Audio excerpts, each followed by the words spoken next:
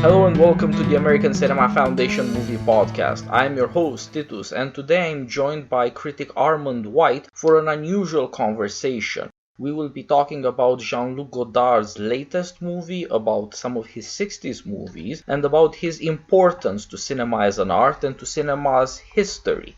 Sir, thank you for joining me. Thank you very much for suggesting this. I was surprised very pleasantly to read an essay of yours last year about how 2018 stacks up against 1968. The short answer is not well, but it made me think again about Godard and the 60s, a rare opportunity I think for all of us, so I'm especially grateful that you're willing to talk about this stuff. Well, thanks for asking me, Titus. I'm happy to do it, and I'm glad you read the piece from last year. The original impetus for that piece was reminding people about our cultural heritage. And I thought it would be interesting to go back and review what film culture was like 50 years ago in 1968, a key year in movie history, kind of a turning point, really, in that period when so many American filmmakers learned so much from European art cinema of the years before. So 68 was a turning point, I felt. I thought it would be interesting to go back and look at 68, see what it offered, and see what we have learned from it, if anything. Probably the best-known film from 68 is Stanley Kubrick's 2001: A Space Odyssey. A great film and an important film for sure, but I didn't think it was the best film of that year. Personally, my favorite film of that year was Jean-Luc Godard's Weekend, and I'm happy to remind people of the importance of that film and the importance of a figure like Godard in the course of film history, and certainly in film history today. Which brings us up to date to the newest Godard film called The Image Book, which opened in New York City last week. That's an important film that we will be remiss to not talk about either, so let's start there, I'd say. The Image Book is one of those essay films of Godard's. The essay film is a practice that Godard initiated in the 1960s, where he doesn't simply make movies to tell a story, but to address certainly political and social issues by examining how characters and even how he himself responds to the events today. And he discusses the ideas that those events spark in him. And always with Godard, what makes Godard a filmmaker to care about is that he talks about politics, he talks about life, in terms of how culture represents life and politics. And we see his response to them, and his response to culture and politics then, in turn, stirs our own responses as viewers. This is one of the many things that makes him a special filmmaker, and it's one of the things that makes his newest film, The Image Book, particularly interesting. I like The Image Book because Godard is assessing the cinematic past, and he's thinking about what is it that we've learned from movies of the past about cultural history, and where do we go from there? What have we learned, and what are we going to do with the things we've learned about life and politics and culture? The Image Book is like a catalog of film images and art images that Godard brings together to offer the viewer a sense of our cultural foundation and how the things we've learned, particularly from film history, which is the photographic history of human experience. There are lots of film clips in The Image Book. Godard presents these film clips and ruminates on how old film clips impact the way that we think about politics today. And the clips range many different genres, but they're always pertinent.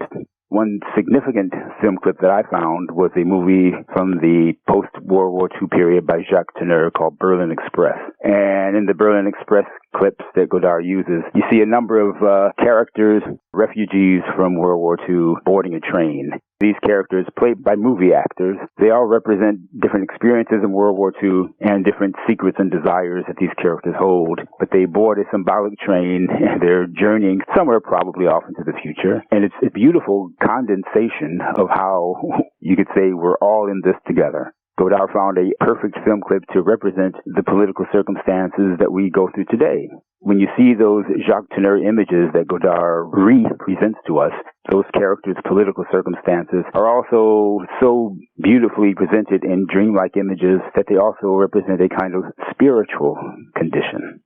Or to just say it simply, Godard makes poetry, finds the poetry in cinema. There's no other filmmaker who does that so well. I read your review of this movie, which I have not had the chance to see yet, and I of course was thinking along with you as best I could, because it does seem like Godard is on his last legs and he wants to say something about what cinema has added up to, and what the likely prospects are now. Well, I'm going to resist saying it that way, but I'll make a confession to you. Back in 1994, Godard made a film with an autobiographical title called JLG by JLG. I believe it's the first time he ever made a film that, especially in the title, referred to himself. This was 1994. By the way, have you seen JLG by JLG? No. No. Okay. That's all right. JLG by JLG kind of anticipates the newest film, The Image Book, in the sense that it's a movie in which Godard recollects his experience of cinema and art, and he talks about it. As in The Image Book, he presents a series of clips and art images, and he holds forth on their political and spiritual significance as well. Well, when that film came out in 1994, decades after Godard made his debut in 1959 with the movie À bout de souffle, best known to Americans as Breathless. And so he's been making movies for a long time. His career has gone through many, many phases. And I thought, oh, this is the swan song. This is Godard on his last leg, I thought. That was a mistaken thought then. My mistake. And so I pushed the idea that it's a mistake to think that he's on his last legs now. Oh, he's a much older man now, but who knows if it's his last film or not. He's always full of ideas. He's always full of imagination. God only knows how much further he will go. There's no way of saying it. And the lesson I learned from thinking so mournfully about JLG by JLG back in 1994 was not to anticipate that Godard is finished. Let's hope he's never finished, because he's a singular kind of filmmaker in the sense that he keeps everybody else on their toes, and he always seems to be fresh with ideas. I hope that never ends, and however long it goes, I wish him the best and always future health and creativity, of course. So, I know that from other reviews, it's been popular to say that this is Godard at the end of the road, but we don't know how far his road will go. Also because the kind of filmmaker that Godard is, he always seems to be ahead of other filmmakers. Film critic Gregory Soulman did an interview with Martin Scorsese once in which the subject of Godard came up, and Scorsese said, oh yeah, Jean-Luc Godard, he's ahead of all of us. This seems to always be the case. Perhaps part of his genius, part of his intense involvement with filmmaking and art making that just makes him think more about what he's doing, about what cinema means, about what culture and spirituality and ideas mean. Most other filmmakers are, it seems, mostly concerned with making product and being involved in the economics of the industry, that they rarely think about the politics of what they do, the morality of what they do, about the poetry of what they could attempt to do. But Godard is always thinking about those things. That keeps him ahead of the game, never seeming to be on his last legs. Well, the first thing I'm learning is I'm going to have to go see JLG on JLG. Yes, it's very much worth seeing. That's an autobiographical essay film from Godard that then led to another new phase in his career, which is a kind of video curatorship where he looked at film history in new ways and very personal ways. And it led to a video series he did called Histoire du Cinéma. Yeah. An even longer excursion into the history of art and images and politics. The man's full of ideas, full of imagination, and always ahead of everyone else in doing so. The reason I asked is one thing that seems to make Godard unique is how protective he is of movie history, how deeply serious he seems to be about it, the extent to which he is trying to preserve it and to show that it makes us able to look at the world around us and actually see what's going on, as opposed to simply follow conventions. And so my question, how does he look back on 100 years and something of cinema? And does he think there's a future for cinema? Well, in these retrospective movies of his, there's a great sense of appreciation for what cinema has given humankind in terms of ideas about beauty, representation of human, personal, and social experience. There's a sense in these retrospective movies that what the movies have bequeathed to us is so important, it should never be lost. It should be a part of the human soul. And that's really the deep and moving reason for making these retrospective films, by showing the importance of film history that way, He does it by connecting film history to the history of art representation in other forms, from painting to sculpture to classical music to poetry and literature also. Godard implies that this should never be lost. The significance of art should never be lost as long as there is mankind, as long as man has a mind, the mind being represented by the image, by the symbol of a book of images, that our bequest from art history should never be lost. This should always be a part of what human experience is from here on, even if it seems to be in danger of being forgotten. But it won't be forgotten as long as we have the examples of remembrance and curatorship that Godard's movies are representing. I think he presents that in the face of all kinds of negativity that seems superficially to be apparent to us. He presents the idea that art matters, that ideas matter, that morality matters, despite evidence to the contrary in the bitter and rancorous world in which we live. So there is a future, even if it's just a future that we hope for, a spiritual kind of future. I believe there's a line at the end of the Image book where Godard says that even if movies don't live up to our expectations never die. That seems to be true. Great thought. So one thing I would like to emphasize about Godard is how important memory is to him, and that memory is the history of cinema. It doesn't activate by itself, but it is always there for people who do want to be part of it. Yes. And through it to understand again what the struggles of people were in the 20th century and in what way people tried to embrace human experience as such through this new form of art. And I think it will matter more and more. The ability to remember is an ability to order things, and in a world of digital memories that are available but chaotic, the ability to order things up in remembering them to make sense of human experience will be very important. Oh, absolutely. And so, while Godard is an artist of the 20th century, obviously in the past few decades, he's also been a human alive in the 21st century. And so his 20th century concerns have not lessened in the 21st century. He still has the same concerns.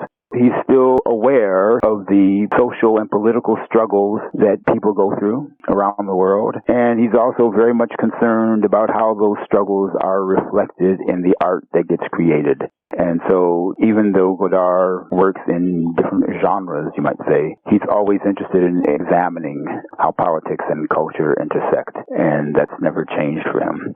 Which takes us back to his origins in 20th century filmmaking. And we can talk about that and get back to my remembrance of 1968 and the great film of 1968, which I propose was Godard's Weekend.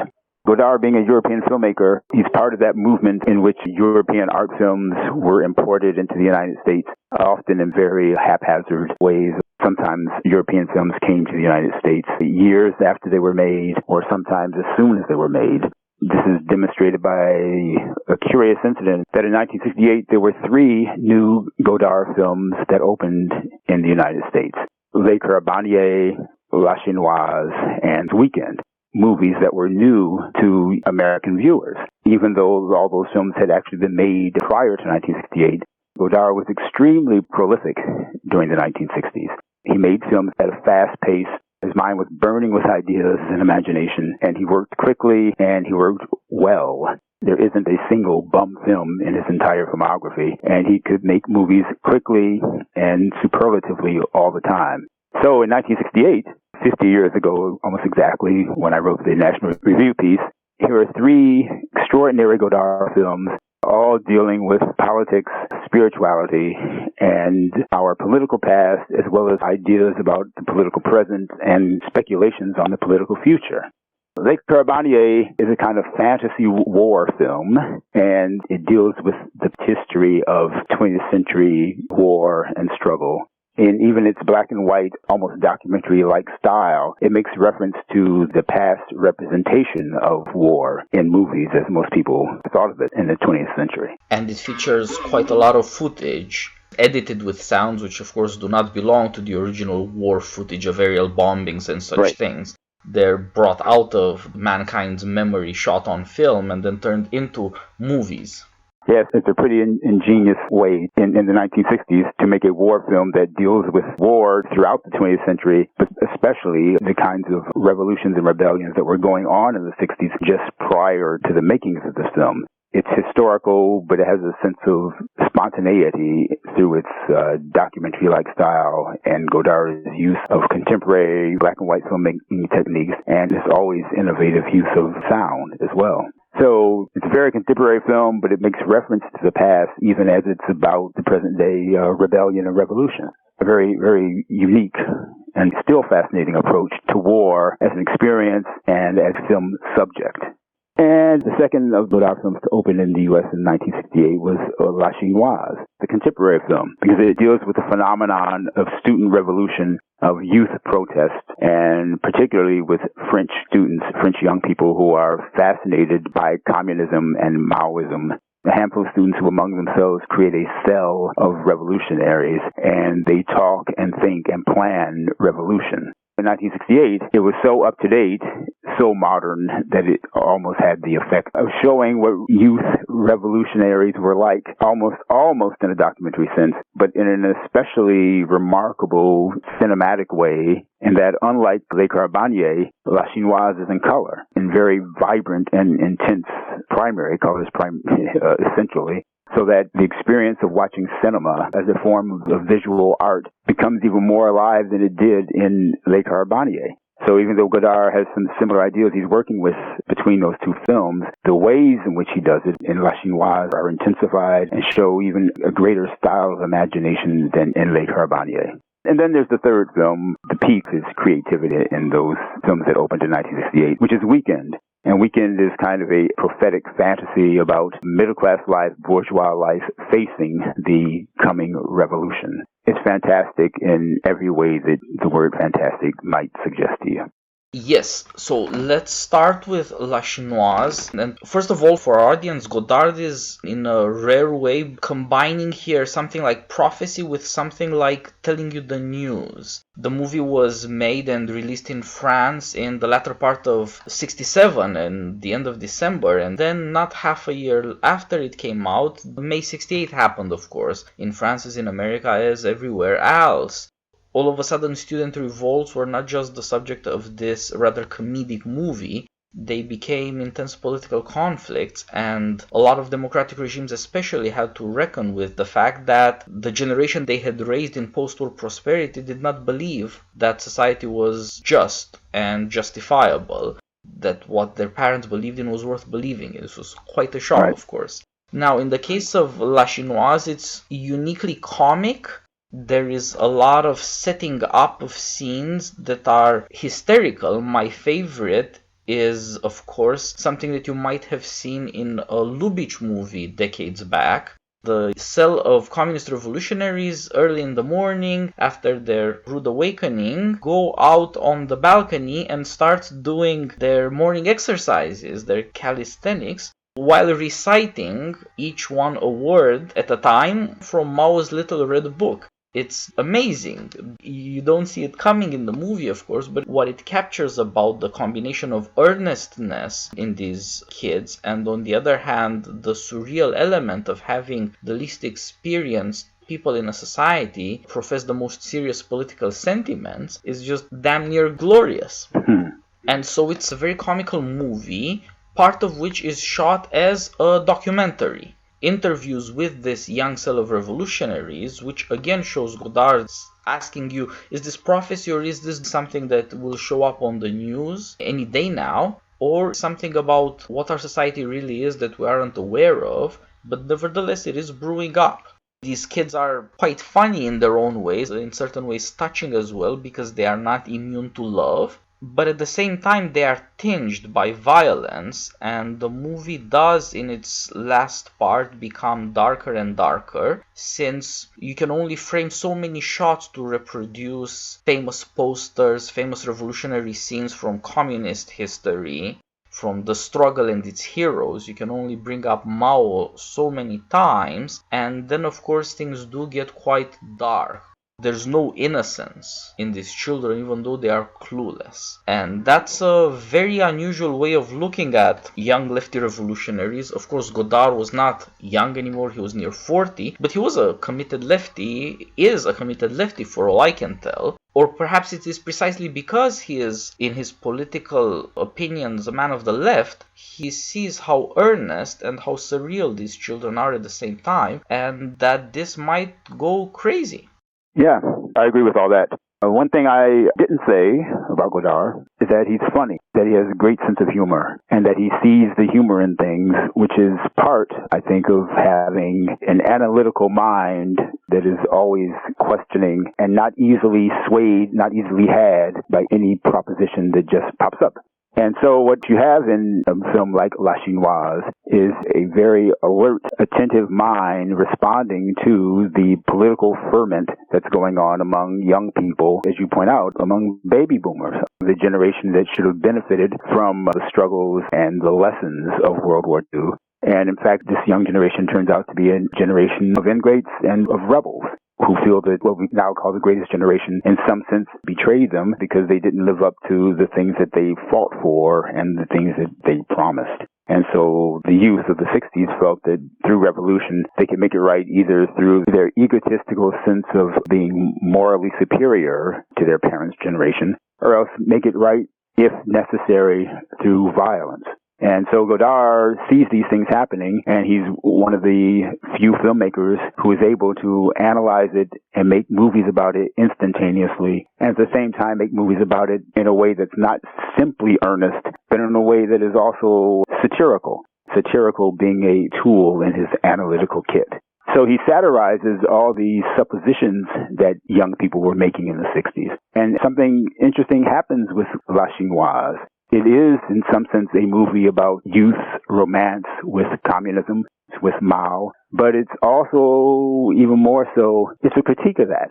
And what's interesting about Godard in film history is the way his films appear within the culture and also the way his films are received in the culture. For a long time, it was assumed that Godard was sponsoring the sale of Maoist youth in La Chinoise. But over time, the more one looks at the film, you can see the satirical impulse in it. You see the analytical impulse in it.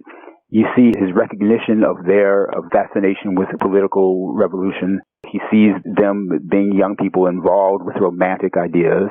And he sees them a bit romantically, but he also satirizes them and analyzes them. And part of that scene that you mentioned that's so remarkable, the morning calisthenics while reciting political rhetoric, it's an automatically funny idea that makes you question what these characters do and how much they themselves are related to the ideas that they pay lip service to. Yeah.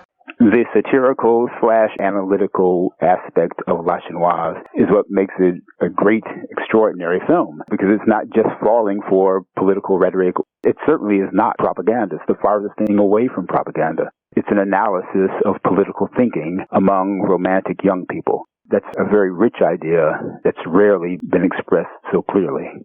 Yes. La Chinoise is typical of Godard in that it's not heavy on plot and therefore gives more importance to what elements of plot and what elements of characterization he does employ. And with these kids, as soon as he establishes that they're looking to be interviewed, they are a generation made for TV, who believe to some extent that they can change the world that way or that the world is on TV. They're incredibly clueless, but in their cluelessness and their earnestness, they're also willing to say just about anything that crosses their minds. And so you hear them talk about, in this case, the protagonist, the boy, says that he's very disappointed in his dad. He was a war hero, fought the Nazis. Now he runs a Club Med resort. And he doesn't even think about the fact that his new resort is exactly patterned like a concentration camp. And the boy says this fully seriously, and of course Godard's camera in the movie is deadpanning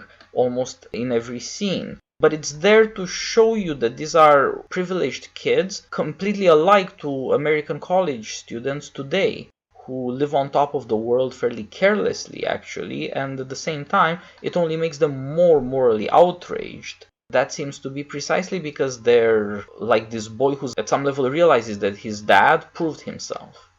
And he really was patriotic and he really risked his life, whereas he himself is not capable of such things. And he resents the fact that the moral authority of his parents' generation, who had to actually face real Nazis, transfers to the parents' way of life as parents, as successful middle-class people living in a democracy. That humiliates the young generation.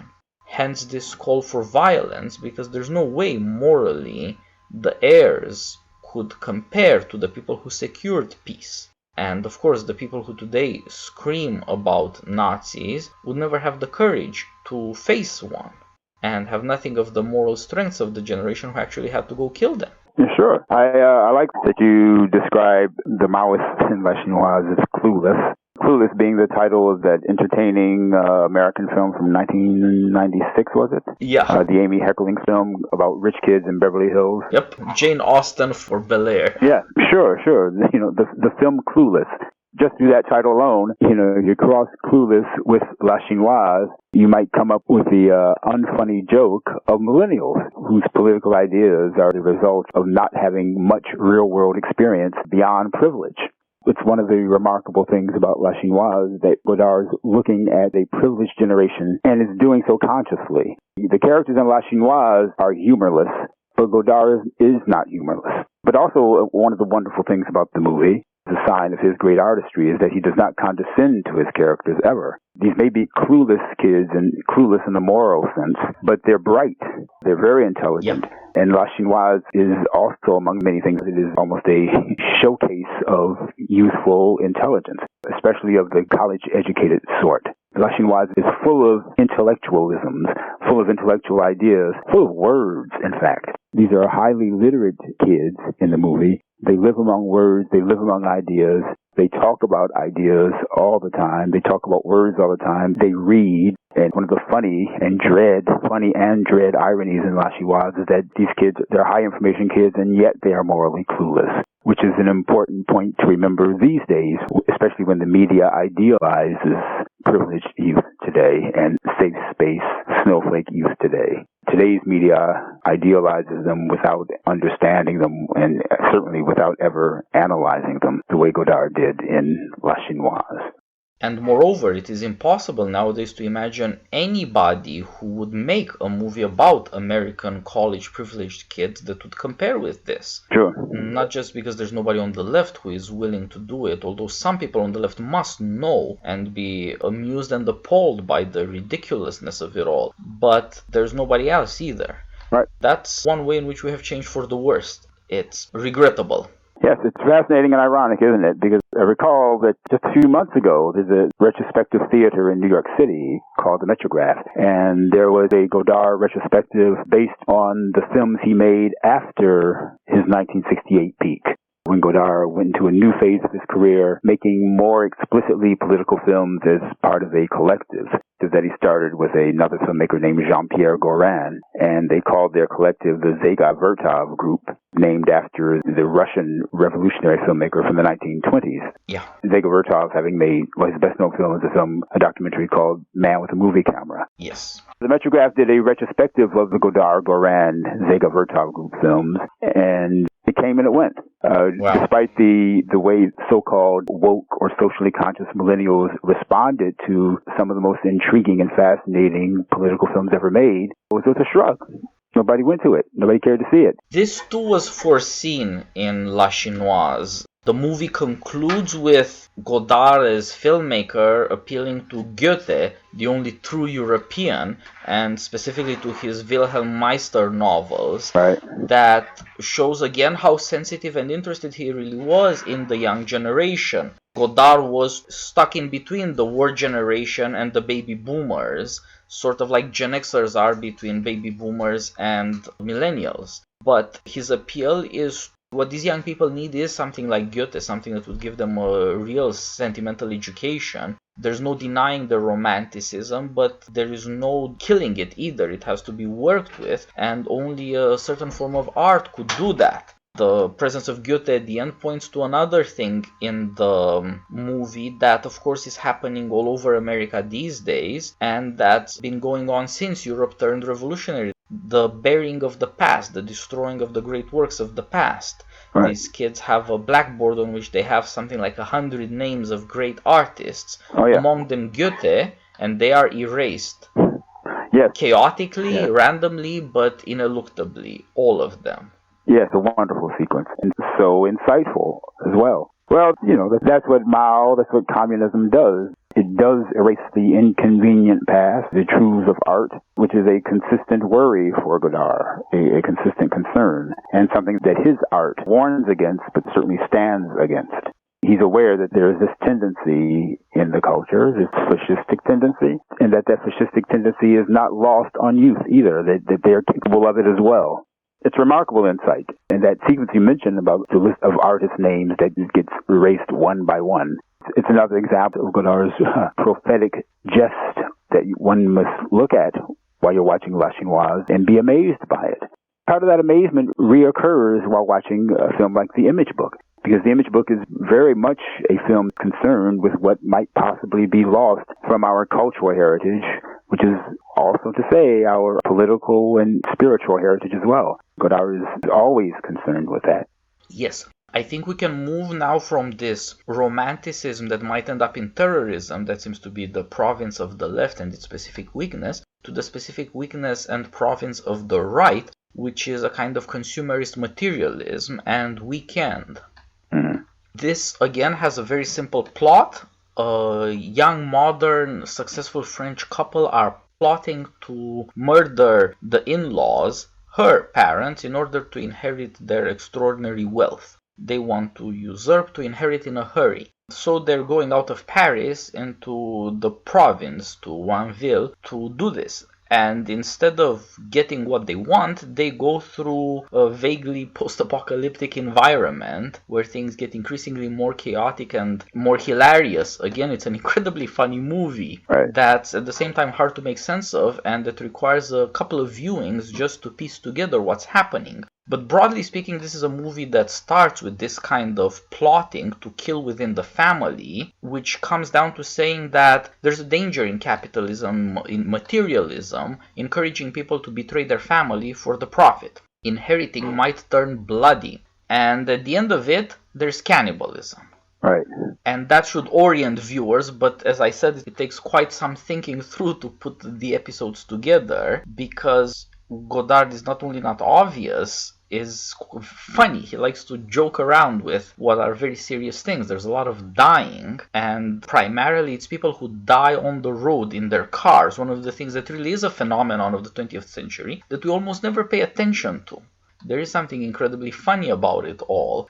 Not just because it suggests that the man-machine alliance of the technological era is not as reliable as people think it is, but because it exposes human fragility, and therefore the fragility of human associations and our inability to deal with the consequences of the things that we arrange and are arranged by, because of course our technology arranges our lives once we are done with arranging it to do so. Oh, sure. As you say, the high point of Weekend, it's a long traffic jam sequence. A single panning shot that Godard stages of weekend travelers on the road involved in a traffic jam. Everyone stalled in their ambitions to get away for the weekend. And as the camera pans along the highway, along a course of an extended traffic jam, you see chaos, you see bickering, you see fighting, you see death, and funnier, lighter aspects of human behavior as well. Yeah, there are all sorts of curiosities. There's a zoo. There's a grandpa in the sunroof of one car playing ball with the nephew in the sunroof of another car. Yep. And there's incessant honking throughout it all. Yes, it's simply one of the great sequences in movie history. It's great because it captures so much of human experience in a credible way, even while pushing it to be funny in order to spark thought in the viewer. But the simplest thing about it is one of the most remarkable things about it, which is the fact that it is a traffic jam. It's a sequence based on the automobile and Godard's understanding of what the automobile signifies about 20th century life. It's probably the ultimate symbol of bourgeois materialism because it's the ultimate bourgeois possession once you get a car. It's It's a piece of technology that separates you from others, that gives you real mobility, and that also gives you status. And at the same time, through that great traffic jam sequence, you see that it's also a symbol of how civilization, especially a materialistic civilization, can collapse upon itself. Yeah. The reason why being that all of those materialist characters, I think it's not just simply a critique of capitalism or even simply a critique of the middle class.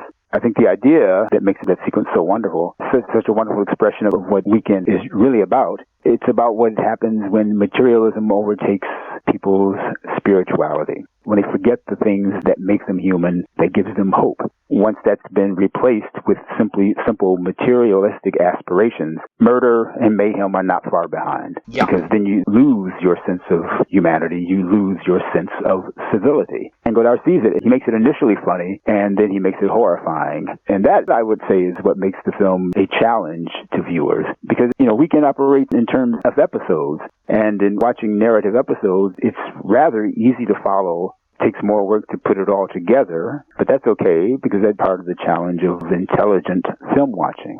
And intelligent film watching is what Godard and the French New Wave, which was the movement of young critics turned filmmakers that he was a part of in the late 1950s and 60s. Intelligent filmmaking is what he is really concerned about. Yeah. Making films in which people don't simply go to movies for passive entertainment or for horrible word escapism, but go to movies to learn more about their own experience and to get further in touch with their aesthetic and spiritual needs. Yeah.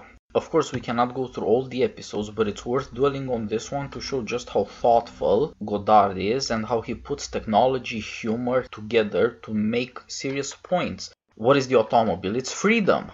Of course, to the French especially, this matters. Godard's movies in this period have intertitles that are often dryly comic.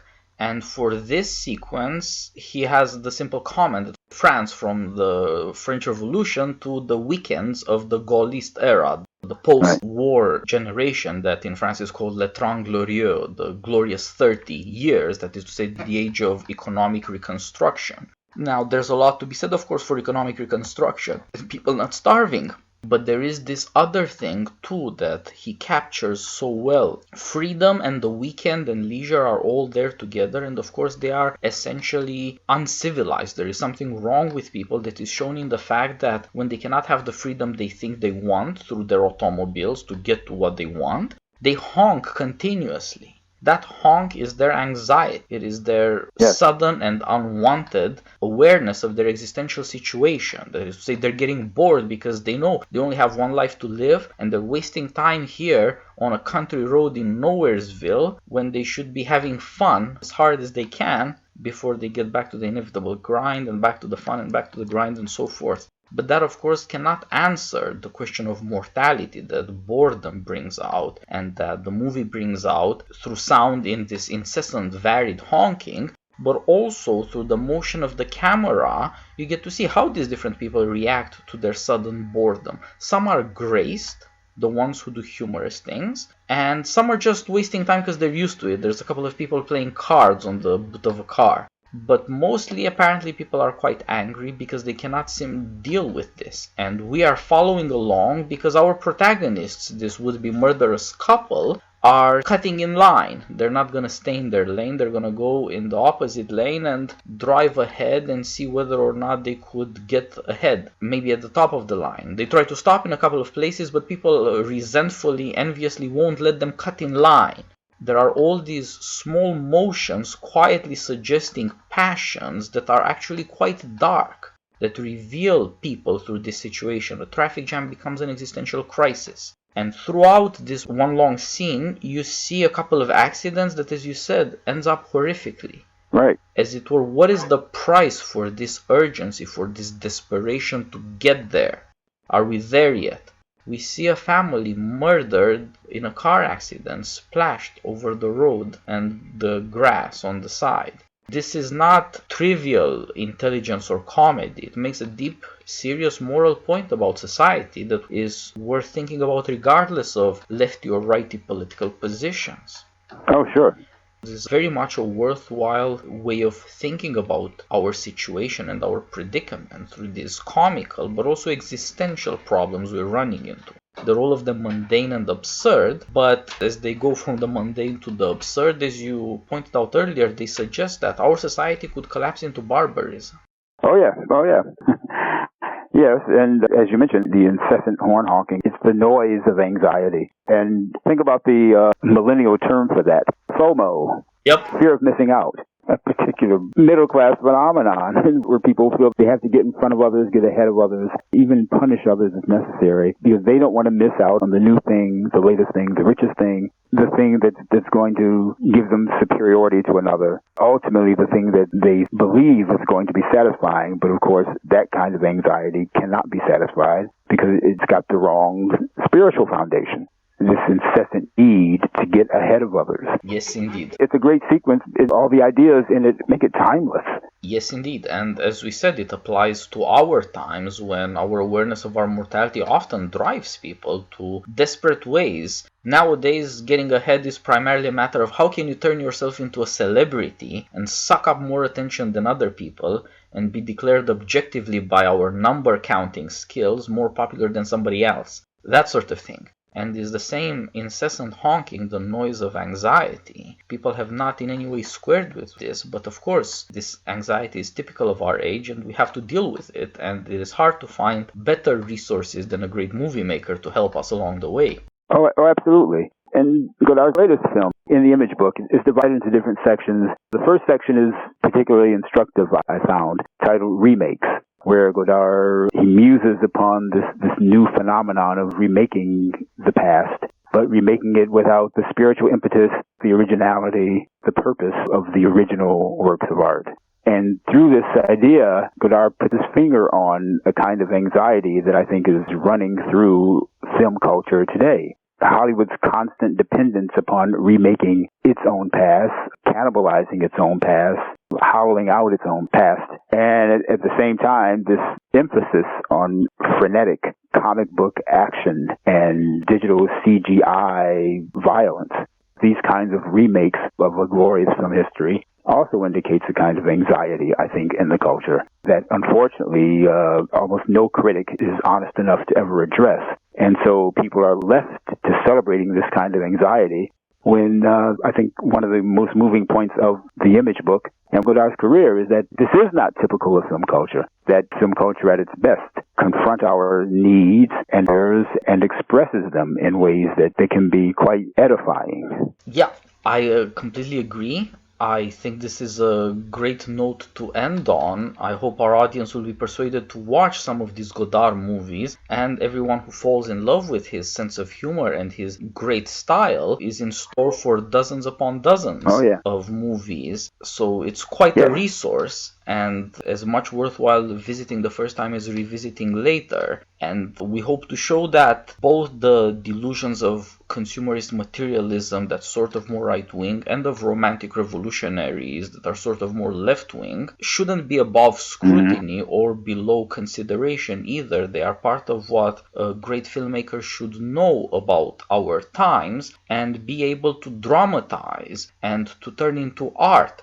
to be able to tell us truths we might not think of noticing or want to hear, and moreover to tell them in ways that make us understand them, not just acknowledge and move on, so to speak. Absolutely. And maybe at some point in the future we can deal with the irony of conservatives who don't quite get it yet, who don't quite get what value cinema can offer, and that the value goes beyond mere placation of political ideas. Yes, indeed. And so why conservatives should confront movies a bit more critically than they tend to do. Yes, we will have to set up a plan and maybe compare some of the new offerings and attitudes with some great things from our heritage in cinema and see if we don't learn something from such a juxtaposition. Absolutely.